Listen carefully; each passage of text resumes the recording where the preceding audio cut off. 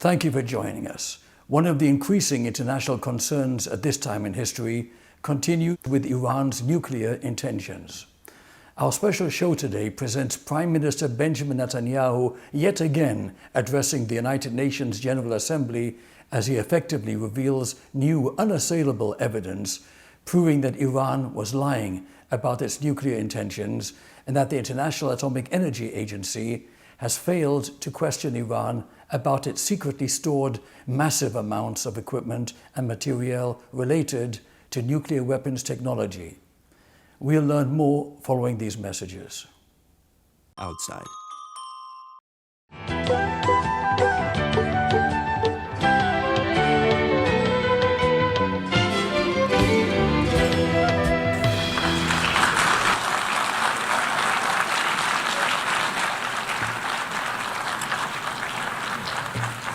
Distinguished delegates, ladies and gentlemen, when I spoke here 3 years ago, Israel stood alone among the nations. Of the nearly 200 countries that sit in this hall, only Israel openly opposed the nuclear deal with Iran. We oppose it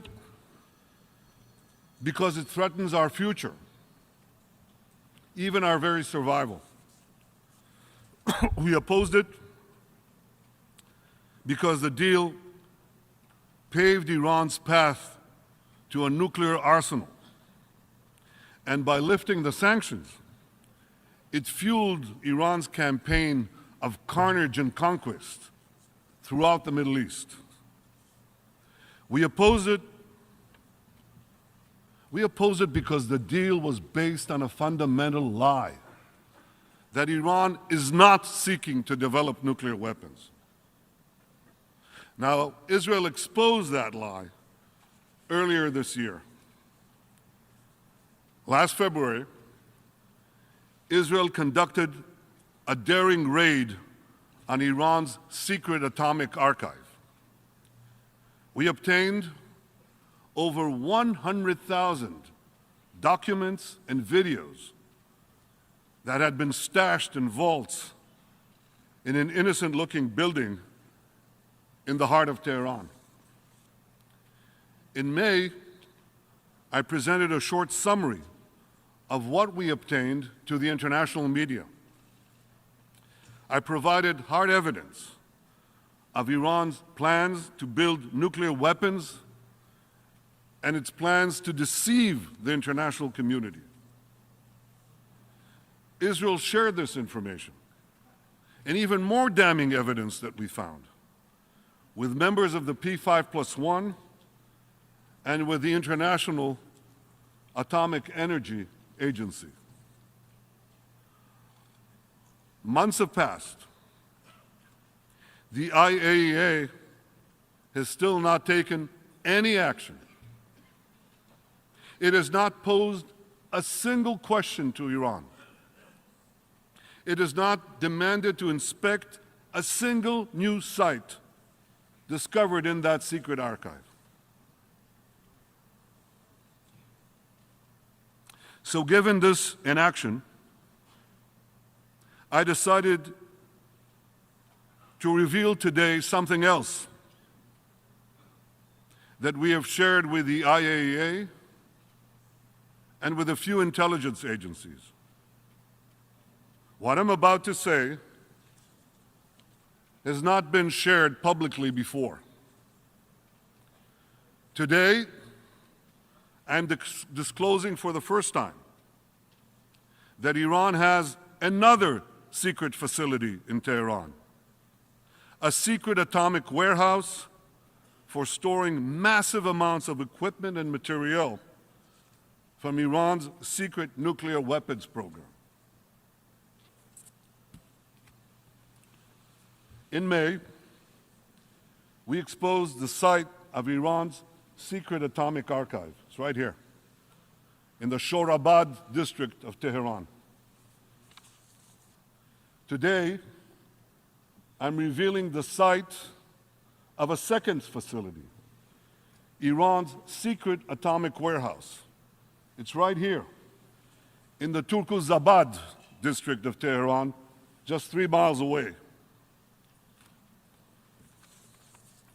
Let me show you exactly what the secret atomic warehouse looks like. Here it is. You see, like the atomic archive, it's another innocent-looking compound. Now, for those of you at home using Google Earth, this no longer secret atomic warehouse is on Meir Alley, Meir Street. You have the coordinates. You can try to get there, and for those of you who try to get there, it's 100 meters from the Kalishoi, the rug cleaning operation. By the way, I hear they do a fantastic job cleaning rugs there. But by now, they may be radioactive rugs.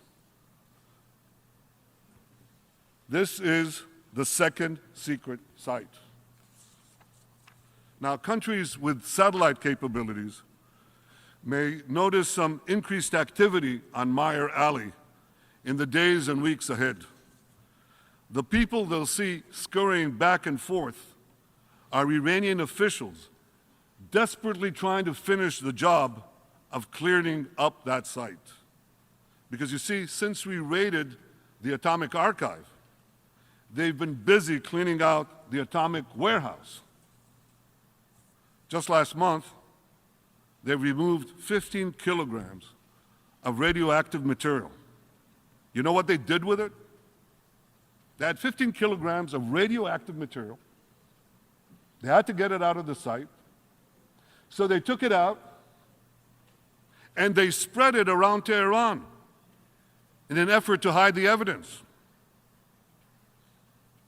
The endangered residents of Tehran may want to know that they can get a Geiger counter on Amazon for only $29.99. As of today, that's just 4 million Iranian rials. But we'll get to that later. I'll talk about the Iranian economy in a minute. They took this radioactive material and spread it around Tehran. Now, the Iranian officials cleaning out that site still have a lot of work to do because they've had at least 15 ship containers. They're gigantic. 15 ship containers full of nuclear-related equipment and material stored there.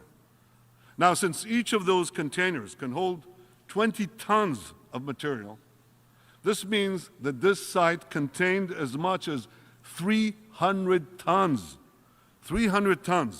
of nuclear-related equipment and material. Right here. So, distinguished delegates, you have to ask yourself a question. Why did Iran keep a secret atomic archive and a secret atomic warehouse? Because after all, when South Africa and Libya, when they gave up their nuclear programs, the first thing they did was to destroy both the archives and the material and equipment. And the answer to the question is simple.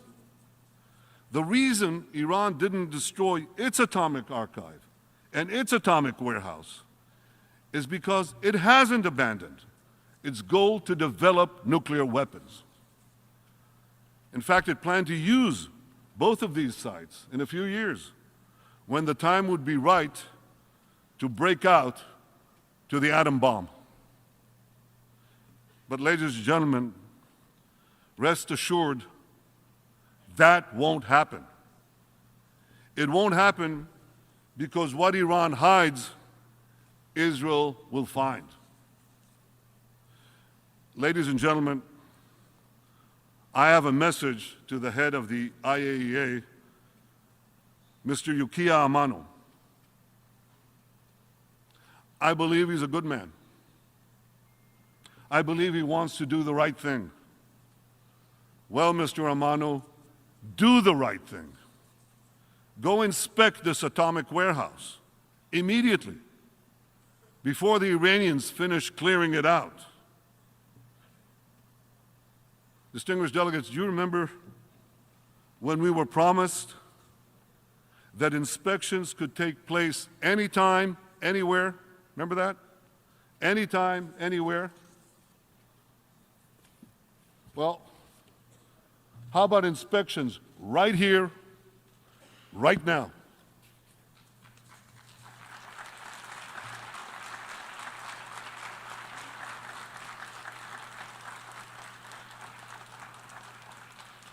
And Mr. Amano, while you're at it, inspect the other sites we told you about.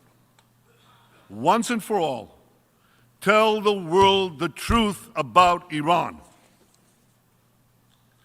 Now, I also have a message today for the tyrants of Tehran. Israel knows what you're doing, and Israel knows where you're doing it.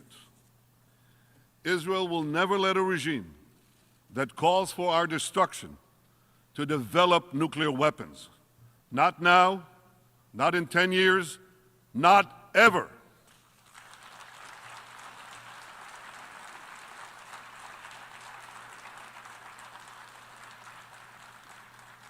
And Israel will do whatever it must do to defend itself against Iran's aggression. We will continue to act against you in Syria. We will act against you in Lebanon. We will act against you in Iraq. We will act against you whenever and wherever we must act to defend our state and to defend our people.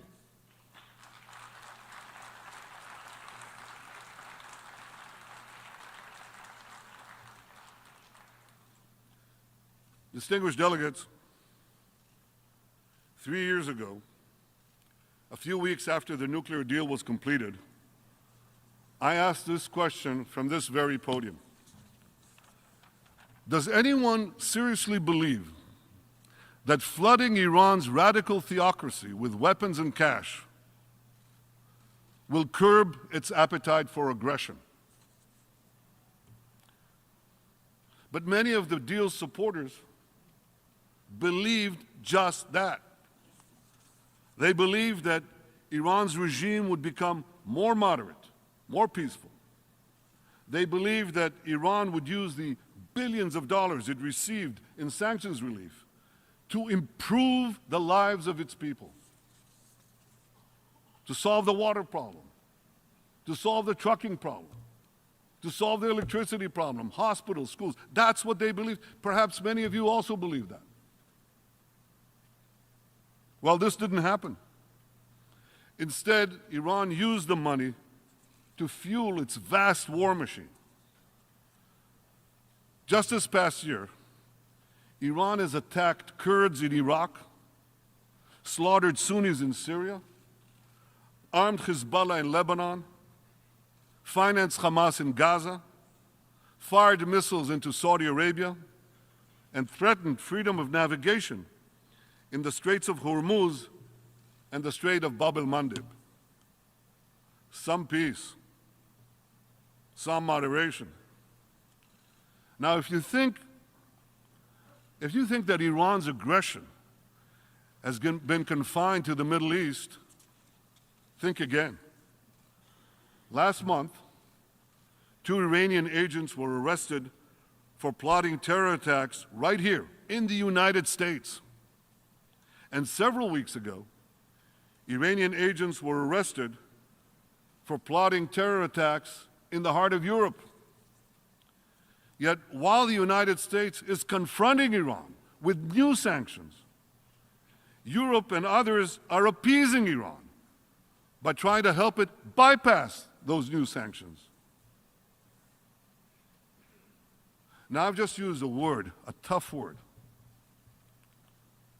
a very strong word, appeasement. And I use it reluctantly. But unfortunately, That's exactly what we're seeing again in Europe. Think about this. The same week, Iran was caught red-handed trying to murder European citizens. European leaders were rolling out the red carpet for President Rouhani, promising to give Iran even more money.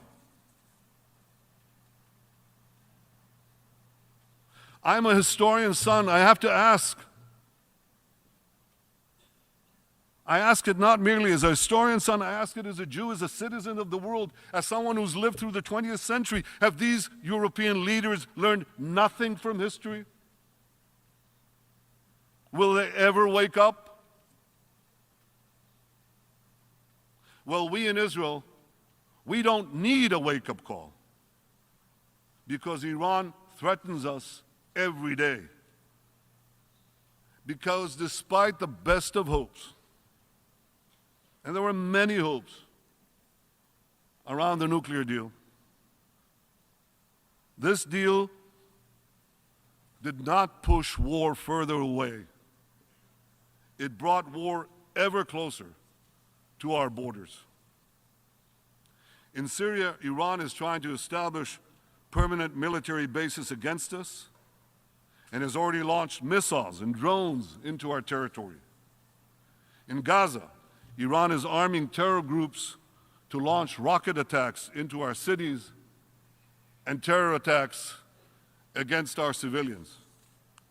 In Lebanon, Iran is directing Hezbollah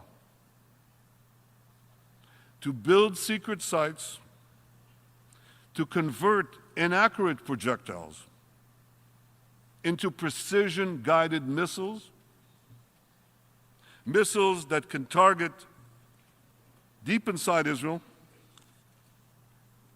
within an accuracy of 10 meters.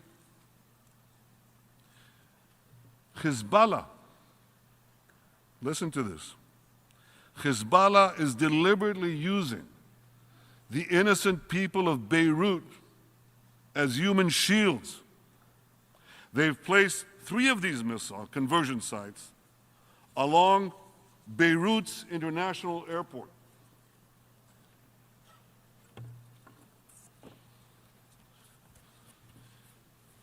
Here's a picture that's worth 1,000 missiles.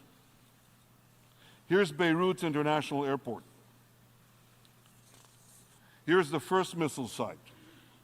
It's in the Uzai neighborhood, on the water's edge, a few blocks away from the runway. Here's the second site.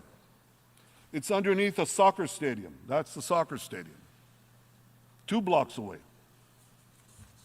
And here's the third site. It's adjacent to the airport itself, right next to it. So I have a message for Hezbollah today. Israel also knows what you're doing. Israel knows where you're doing it. And Israel will not let you get away with it.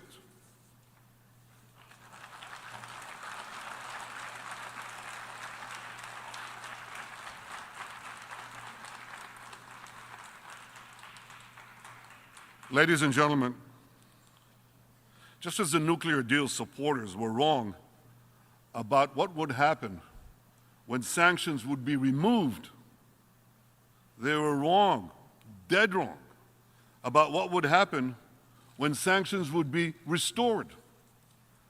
They argued that U.S. sanctions alone would have little economic impact on Iran.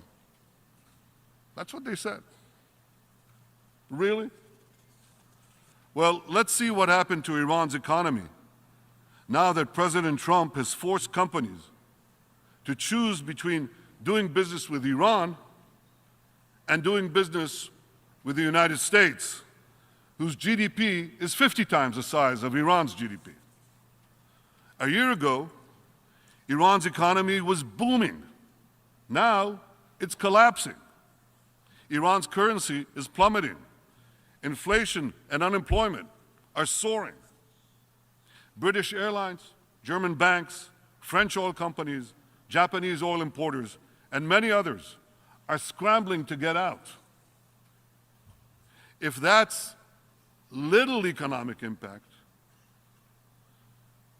imagine what will happen with the next batch of US sanctions imposed in November. The deal's supporters were also wrong when they argued, you have to believe that they argued this. I mean, I had many arguments with them. They also argued that restoring sanctions would rally the Iranian people around the regime. Well, they're definitely rallying, but not around the regime. They're rallying against the regime. They're not chanting death to America. They're chanting death to the dictator. They're not chanting export the Islamic Revolution. They're chanting leave Syria, leave Lebanon, leave Gaza, take care of us in Iran. I listened to these protests. I talked to the Iranian people. I issue these videos. And I get so many responses from Iranians. At first I thought these are Iranian exiles in the safety of London or Paris or Los Angeles. No, Iranians from Iran, embracing Israel, criticizing the regime. That's an understatement. With their names. And I asked my intelligence people, what's going on? And shortly after, the protests broke out, not because of what I said, but it was an indicator of something extraordinary that was taking place there. Because in these protests, the Iranian people are showing unbelievable courage. From the urban centers to the outlying villages, and it's embracing now the whole of Iran. From the striking bazaar merchants to the young women uncovering their hair. The people of Iran are bravely standing up to a regime that has brutally repressed them for 4 decades and that has squandered their money, still squanders their money, in bloody wars across the Middle East. So here's what I say to Europe's leaders and to others. Instead of coddling Iran's dictators, join the US and Israel and most of the Arab world in supporting new sanctions against a regime that endangers all of us and all of the world.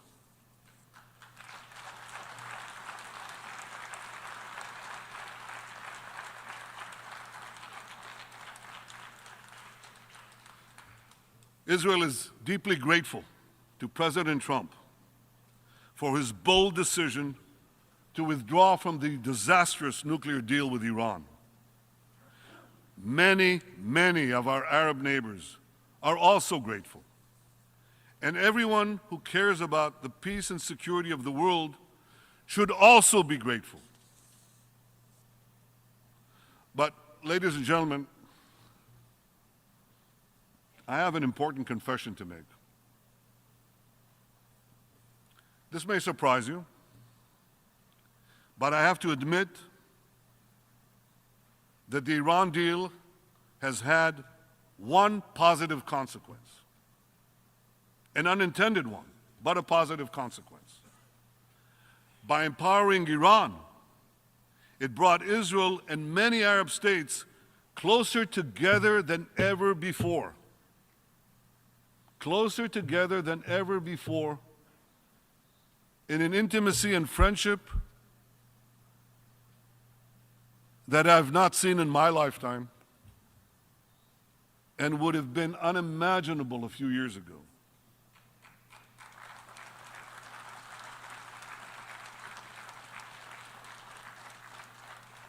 And you know, when you form friendships around a threat, around a challenge, you quickly see opportunities, not only for security, but how to bring a better life for our people, which Israel can help and wants to help do.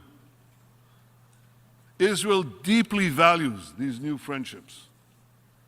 And I hope the day will soon arrive when Israel will be able to expand peace, a formal peace, beyond Egypt and Jordan to other Arab neighbors, including the Palestinians. I look forward to working with President Trump and his peace team to achieve that goal. I also want to use this opportunity. We're here at the UN, a place I know because I served here as ambassador many years ago, for many years. So I know something about the UN. So I want to use this opportunity to express Israel's appreciation to President Trump and Ambassador Haley for the unwavering support they've provided Israel at the United Nations.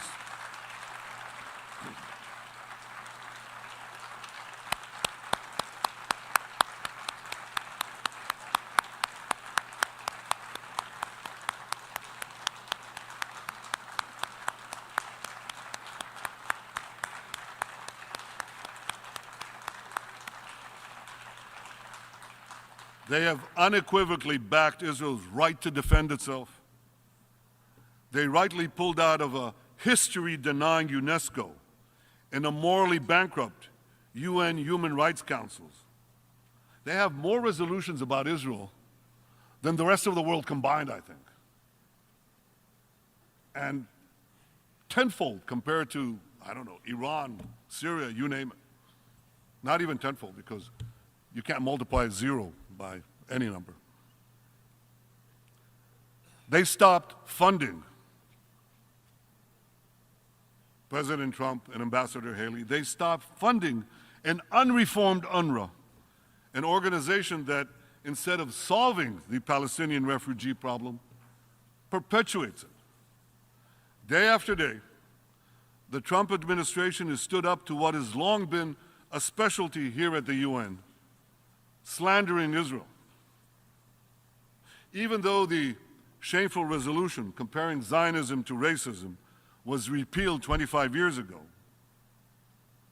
I'm sorry to say that its foul stench still clings to these halls. Israel airlifted Ethiopian Jews to freedom and a new life in Israel, in the Jewish state. Yet here at the UN, Israel is absurdly accused of racism.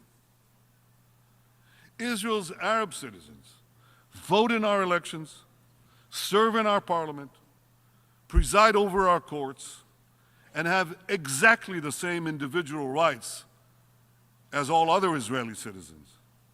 Yet here at the UN, Israel is shamefully accused of apartheid.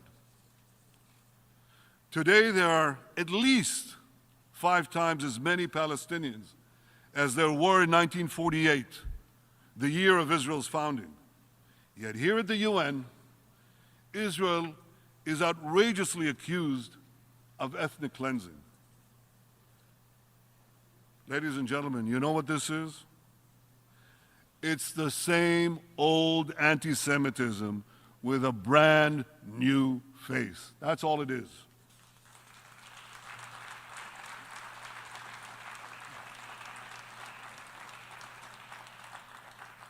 Once it was the Jewish people that were slandered and held to a different standard. Today, it's the Jewish state that is slandered and held to a different standard. Here's an example. Take the outlandish attacks that have been leveled against Israel after our Knesset, our parliament, recently adopted a law declaring Israel the nation state of the Jewish people. Mind you, Israel is a free country. You can oppose this law, and people did. You can call for different wording in this or that clause, or you can call to add or subtract a clause. You can do that. But when Israel is called racist, Israel is called racist for making Hebrew its official language, and the Star of David its national flag. When Israel is labeled an apartheid state for declaring itself the nation state of the Jewish people, this is downright preposterous. And you know why? Because represented in this hall today are more than 100 countries that have only one official language, even though many other languages are commonly spoken within those countries. There are more than 50 countries here that have crosses or crescents on their flags, even though many have non-Muslims and non-Christians, many of them living in their midst. And there are dozens of countries that define themselves as nation states of a particular people, even though there are many ethnic and national minorities within their borders. None of these countries are denigrated or libeled for celebrating their unique national identity. Only Israel is denigrated. Only Israel is libeled.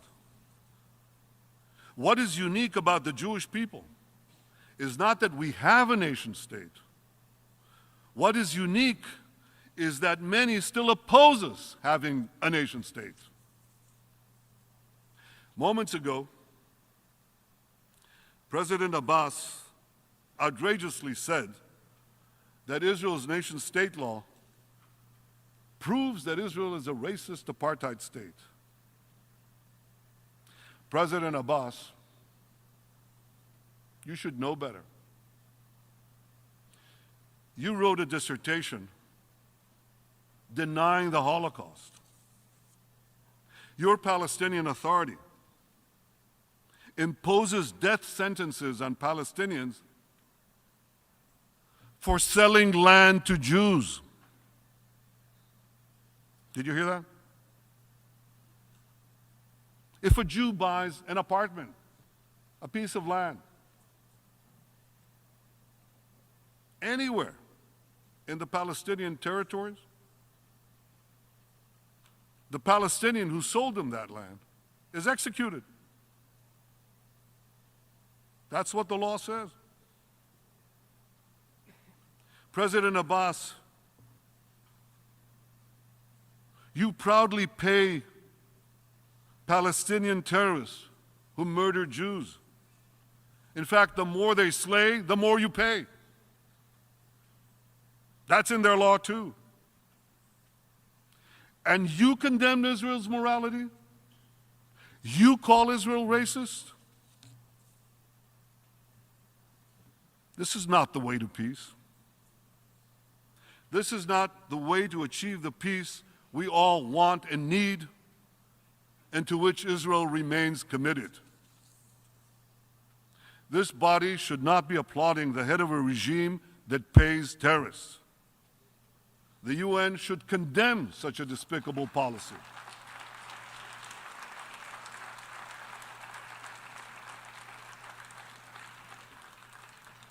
And the UN, which brokered a ceasefire in 2014, should demand that Hamas release our fallen soldiers, Oron Shaul and Adar Goldin, who was kidnapped when Hamas violated that very ceasefire. Hamas should also release the two Israeli citizens it holds captive, Abera Mengistu and Hisham al-Sayed.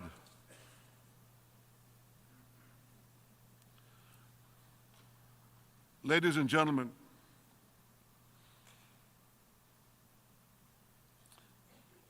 every time I stand here, I feel as I do today. I am privileged to stand here as the Prime Minister of the Jewish and democratic state of Israel.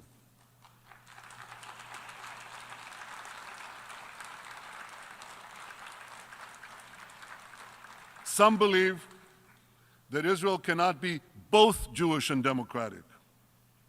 This is false. Israel is both, and Israel will always remain both. Ever since Abraham and Sarah made their journey to the Promised Land nearly 4,000 years ago, the land of Israel has been our homeland. It's the place where Isaac and Rebekah, Jacob, Leah, and Rachel carried on their eternal covenant with God. It is where Joshua made us a sovereign nation, where David ruled and Isaiah preached, where the Maccabees fought, and where Masada fell. It's the place from which we were exiled and to which we returned, rebuilding our ancient and eternal capital, Jerusalem.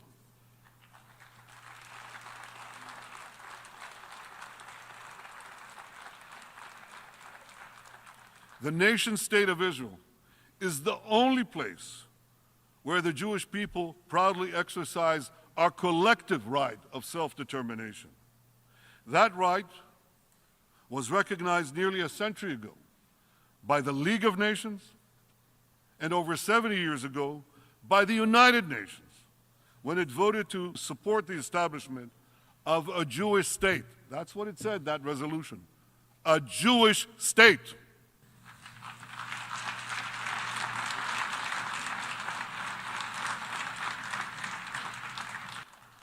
At the same time, Israel is a vibrant democracy where all its citizens, Jews and non-Jews alike, enjoy equal individual rights, and these rights are guaranteed by law.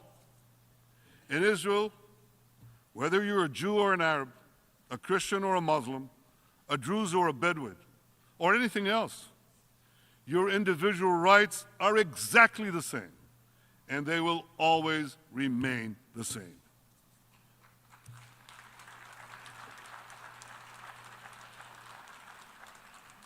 In the Middle East, that's not obvious. Now that's an understatement. In the Middle East, where women are often treated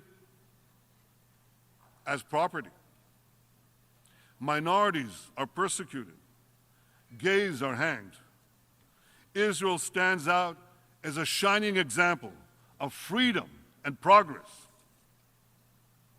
Ladies and gentlemen, I could not be more proud to represent my country, Israel. I'm proud that we've made Israel a global technological power of breathtaking creativity in information technology, in precision agriculture.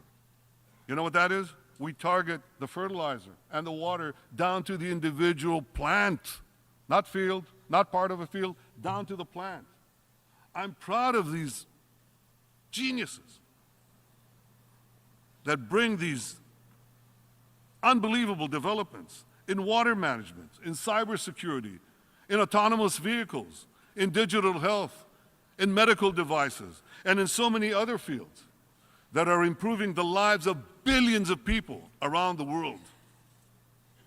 I'm proud of Israel's brilliant scholars, innovative entrepreneurs, talented artists.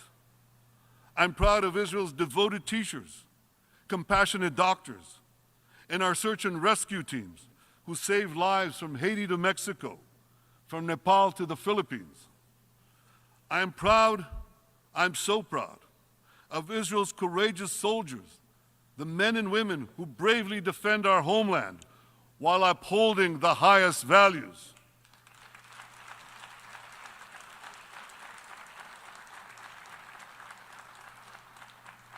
And most of all, ladies and gentlemen, most of all, I'm proud of the people of Israel who draw extraordinary strength from the deep wellsprings of our heritage, who possess an unbreakable spirit, and who are determined, as ever, to build a secure and magnificent future for the one and only Jewish state.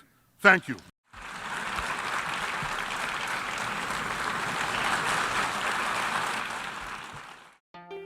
Human age reversal. We may be there already. Human studies are now ready to begin to confirm meaningful reversal of pathological aging processes. These clinical trials aim to alter older humans so that they function as much younger individuals. Even modest success will result in a paradigm shift that will impart enormous societal benefits, such as sparing Medicare from insolvency. Life extension is not standing idle while 5,000 Americans die each day from age-related illnesses. Joining us are physician scientists who want to hurry up these technologies to keep people from aging to death. While life extension is pushing these projects forward, we need financial help to ensure these studies are carried through to fruition.